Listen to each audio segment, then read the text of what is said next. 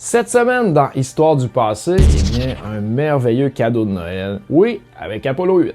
C'était la veille de Noël 1968, alors que l'une des années les plus turbulentes et tragiques de l'histoire américaine touchait à sa fin. Des millions de personnes dans le monde regardaient et écoutaient les astronautes d'Apollo 8. Frank Borman, Jim Lovell et Bill Anders devenir les premiers humains à être en orbite autour d'un autre monde. C'était pas rien. À ce jour, cette mission est considérée la plus audacieuse et la plus dangereuse de l'Agence spatiale américaine. Ce premier voyage de l'homme vers un autre monde a ouvert la voie à l'alunissage de la mission Apollo 11, 7 mois plus tard. Placer pour la première fois 3 hommes dans une fusée et les envoyer vers la Lune comportait un risque énorme et difficile à évaluer. À cette époque, les chances de réussite de la mission étaient de 1 sur 2. 50% des chances de vivre ou de mourir. On va rester positif. Ça a marché.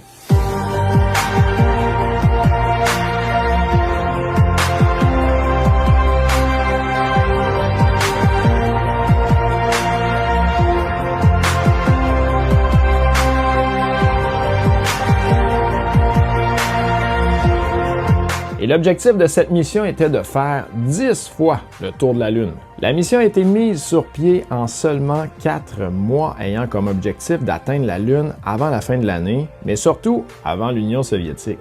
Si un échec s'était produit, ça aurait gâché Noël pour non seulement tout le monde aux États-Unis, mais également pour toute la planète. Le décollage de la fusée Saturne V a eu lieu le samedi 21 décembre 1968. 3 jours plus tard, le vaisseau spatial s'est glissé avec succès dans l'orbite de la Lune.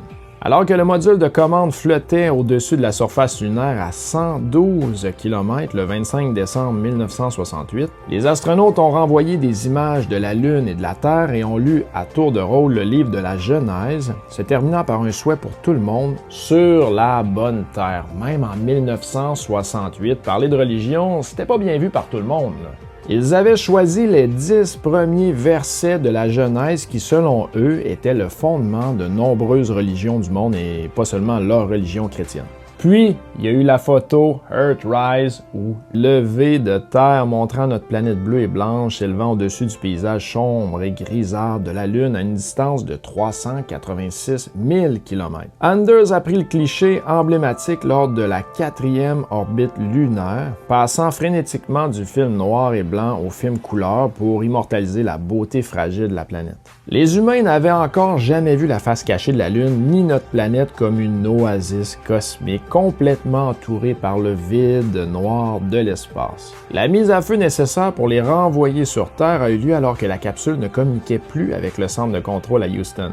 Lovell a mis fin à un silence tendu lorsque la communication a été rétablie. Veuillez, s'il vous plaît, prendre note, il y a un Père Noël. Oh oh oh!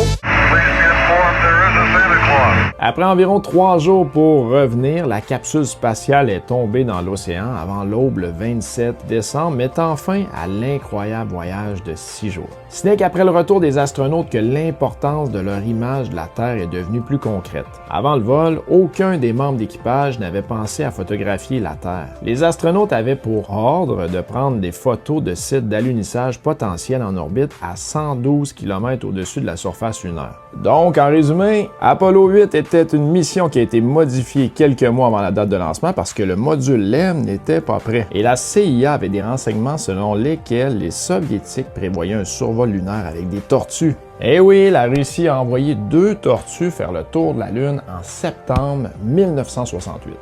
La NASA a remplacé la mission prévue de test sur le LEM qui n'était pas prêt et a décidé de se diriger vers la Lune sans LEM. Les astronautes Borman et Lovell étaient 2 vétérans Gemini et Anders n'avait jamais été dans l'espace. Il a d'ailleurs été malade 2 heures après le décollage. C'était pas cool pour les 2 autres, là, c'était pas grand là-dedans.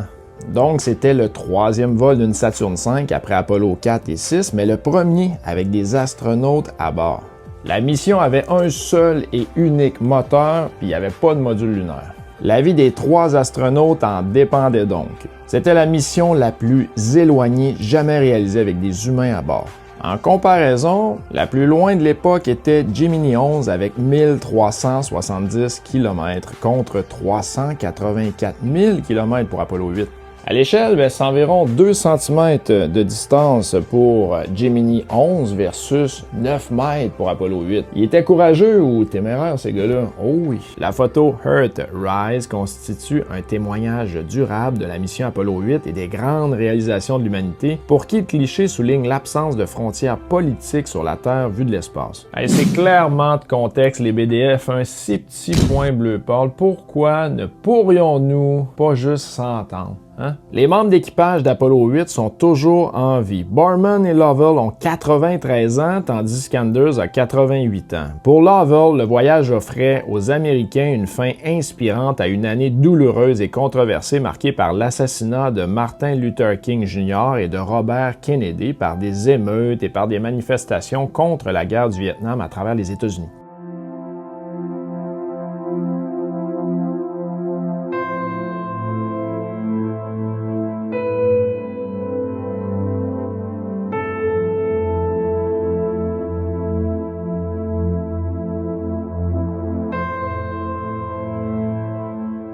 En juillet 1969, l'exploit d'Apollo 8 a été éclipsé par l'alunissage de Neil Armstrong et de Buzz Aldrin à bord d'Apollo 11. Mais sans Apollo 8, la NASA n'aurait probablement pas réussi à envoyer un homme sur la Lune avant la fin de la décennie comme le voulait le président J.F. Kennedy. Borman et Anders ne sont plus jamais retournés dans l'espace et les cosmonautes soviétiques ne sont finalement jamais rendus sur la Lune. Lovell, lui, par la suite, a commandé la dramatique mission Apollo 13. Mais ça va être une autre histoire du passé. La semaine prochaine, Apollo 9.